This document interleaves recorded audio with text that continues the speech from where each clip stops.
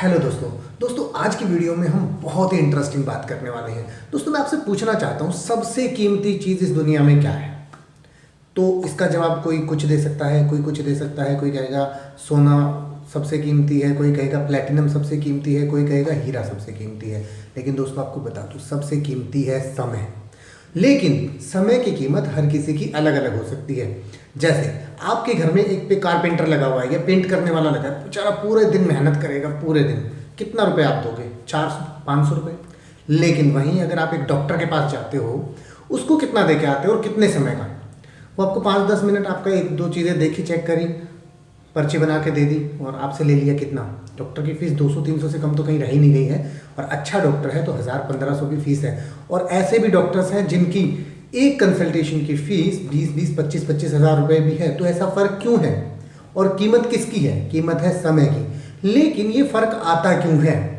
दोस्तों ये फ़र्क आता है इसलिए कि उसने अपने समय की कीमत को समझा और अपने समय की कीमत को उस हिसाब से बेचना शुरू किया जिस हिसाब से उसे चाहिए था। यानी उसने कारपेंटर ने पढ़ाई नहीं करी या कुछ नहीं करा तो अपना टाइम इस हिसाब से मैनेज किया कि उसको इतनी ही कीमत मिली अपने समय की।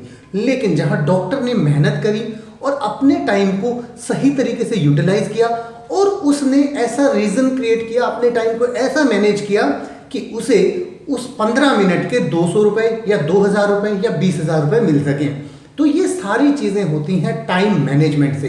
ऐसे ही जो सभी करते हैं, उसी पुलिस विभाग में एक एसपी होता है, एक डीएसपी होता है, एक कमिश्नर होता है और उसी में एक सिपाही होता है। सिपाही की सैलरी और जो सबसे ऊपर रैंक पे सैलरी होती है 10 गुना का फर्क होता है। ऐसा क्यों होता है? ऐसा भी इसीलिए होता है कि सिपाही ने अपना जो टाइम मैनेजमेंट है वो इस हिसाब से किया कि उसे वही जॉब मिल पाई और उसने जो हायर रैंक पे उसने अपना टाइम इस तरीके से मैनेज किया कि उसे ये जॉब मिल पाई। तो आप कहाँ जाना चाहते हैं? वीडियो को आगे देखते रहिए, मैं आपको टॉप पे ही पहुंचाना चाहता हूं। इसीलिए लेके आया हूं आज की वीडियो में 10 ऐसे टिप्स जो आपके टाइम को परफेक्टली मैनेज करेंगे और आपके समय की सबसे ज्यादा कीमत लेने में आपको आगे लेके जाएंगे। इससे पहले आप इस चैनल पे अगर पहली बार आए हैं तो चैनल को सब्सक्राइब कर दीजिए। इस वीडियो को अपने सभी फ्रेंड्स से शेयर जरूर कर दीजिएगा, क्योंकि अगर आपने इस वीडियो को अपने फ्रेंड्स से शेयर किया तो उन्हें लगेगा कि आप उनकी केयर करते हैं, आप चाहते हैं कि वो ज़्यादा कमाएं, ज़्यादा अच्छी जॉब उनको मिल जाए, वो ज़्यादा बेहतर इंसान बन जाएं। तो इसलिए शेयर करना मत भूलिएगा अपने सभी उन प्रियजनों से जिनको आप आगे बढ़ता हुआ देखना चाहते हैं। तो दोस्तों पहले टाइम मैनेजमेंट टिप्स की बात करते हैं। जब भी आप कोई भी काम करते हैं, कोई भी पढ़ाई कर रहे हैं या कोई भी काम कर रहे हैं, तो दोस्तों सबसे पहली चीज़ होती है आपको डिस्ट्रैक्शन से दूर रहना चाहिए। मतलब कि अगर आप कोई काम कर रहे हैं तो उस समय कोई भी चीज़ आपको डिस्टर्ब ना करे। सबसे बड़ा डिस्टर्ब करने वाली चीज़ होती है आपका मोबाइल फ़ोन। जब भी आप पढ़ाई करें मोबाइल फ़ोन को साइलेंट पे रखें और आपका फिक्स समय होना चाहिए। आपके दोस्तों को पता होना चाहिए कि आपको अगर 9 बजे से 3 बजे तक फ़ोन करेंगे आप फ़ोन नहीं उठाओगे। आप फ़ोन कब उठाओगे? आप उठाओगे 6 से 7 के बीच में, या जो भी टाइम आपने डिफाइन किया हुआ है। धीरे धीरे सबको इस बात की आदत पड़ जाएगी और सबको पता चल जाएगा कि आप अपने समय को लेकर इतना सीरियस हैं। थोड़े दिन लोगों को अजीब लगता है, लेकिन उसके बाद ये आपकी रूटीन बन जाती है और जो ऐसी रूटीन बनाता है वही आगे जाता है। दूसरा डिस्ट्रैक्शन होता है, जैसे आप YouTube पे पढ़ाई कर रहे हैं। कुछ YouTube पे पढ़ना बहुत अच्छी बात है, बहुत अच्छी अच्छी चीज़ें YouTube पे हैं, लेकिन YouTube पे कई बार आपको डिस्ट्रैक्शन भी मिलता है। जैसे अगर आप देख रहे हैं कोई वीडियो ऐसी अच्छी सी और फिर आपने साइड में आ गई एक वैसे ही कोई भी डांस की वीडियो आ गई, सनी लियोनी ही आ गई, तो आपका देखने का मन तो करेगा, तो आप हो गए डिस्ट्रैक्ट। ये नहीं होना है। अगर डिस्ट्रैक्ट हो जाओगे तो देख लेना यहाँ वाला कीमत मिलेगी कि यहाँ वाली ये डिफाइन करेगा ये आपका डिस्ट्रैक्शन। तो डिस्ट्रैक्शन बिल्कुल नहीं होना। दूसरा टिप की तरफ बढ़ते हैं। सर दूसरा जो टाइम मैनेजमेंट का टिप है वो ये है, टाइम मैनेजमेंट का जो तरीका है वो ये है कि जिस समय जो काम कर रहे हो ध्यान पूरा उसी पे रखो। अगर आपने सोचा कि मैं ये भी कर लूँ, वो भी कर लूँ, वो भी कर लूँ, तो रिजल्ट में कुछ नहीं आएगा। ना ये कर पाएंगे ना वो कर पाएंगे, यानी हो जाएगा ना धोबी का कुत्ता, ना घर का ना घाट का। तो इसलिए आपको धोबी का कुत्ता नहीं बनना है, आपको शेर बनना है, जंगल का राजा बनना है। तो स्टे फोकस्ड। जो चीज़ हाथ में है उसको पहले कर लो। अब हाथ में कौन सी चीज़ पहले आनी चाहिए इसके लिए मैंने एक अलग से वीडियो बना दी है, उसका लिंक आपको डिस्क्रिप्शन में मिल जाएगा। उस वीडियो में आपको मैंने बताया है कि कैसे हमारी ज़िंदगी में 80% काम हम फालतू के करते हैं, जिनकी कोई वैल्यू नहीं है, जिनसे हमें कोई पैसा नहीं मिलता। दोस्तों तीसरी जो सबसे इंपॉर्टेंट चीज़ है वो कैलेंडर बना के काम करो। कभी भी ये मत करो कि भाई ठीक है मेरे को ये किताब पढ़नी है, पढ़ लूँगा। नहीं, इसका एक कैलेंडर बनाओ। फर्स्ट लेसन आज पढ़ूंगा, सेकंड लेसन कल पढ़ूंगा, और इतने दिन में इतना पढ़ के इतना कर दूंगा। ये आपका पूरा प्लान होना चाहिए, आपका पूरा कैलेंडर होना चाहिए, आपकी डेट्स मेंशन होनी चाहिए। अगर अच्छा कैलेंडर आप नहीं बना पाओगे तो समय की भी अच्छी कीमत नहीं ले पाओगे। तो कैलेंडर बनाना ज़रूर सीख लो अपना, कि कैसे मुझे कितने समय में कितनी चीज़ पूरी करनी है। इसको आप प्लानिंग भी कह सकते हो, और प्लानिंग को चेंज कर सकते हो। ऐसा नहीं है कि ठीक है आपने कैलेंडर बना दिया कि मुझे 1 महीने में पूरी करनी है, लेकिन अगर आपको लग रहा है कि वो 1 महीने में पूरी नहीं हो पाएगी, कोई बात नहीं, 45 दिन पे शिफ्ट कर लो, लेकिन चेंज कर लो, लेकिन फिर 45 वाला भी बनाओ। ऐसे नहीं कि वैसे ही छोड़ दिया। तो कैलेंडर के साथ चलो, डेट्स के साथ चलो, फिक्स डेडलाइंस सेट करो। बढ़ते हैं हमारे अगले टाइम मैनेजमेंट के तरीके की तरफ। दोस्तों ये है, आपको एक बनानी चाहिए चेकलिस्ट कि क्या क्या मुझे करना है। मतलब कि एक काम करने में इतने मग्न भी नहीं हो जाना कि भाई उसको करने के चक्कर में बाकी सारे इंपॉर्टेंट काम छूट गए।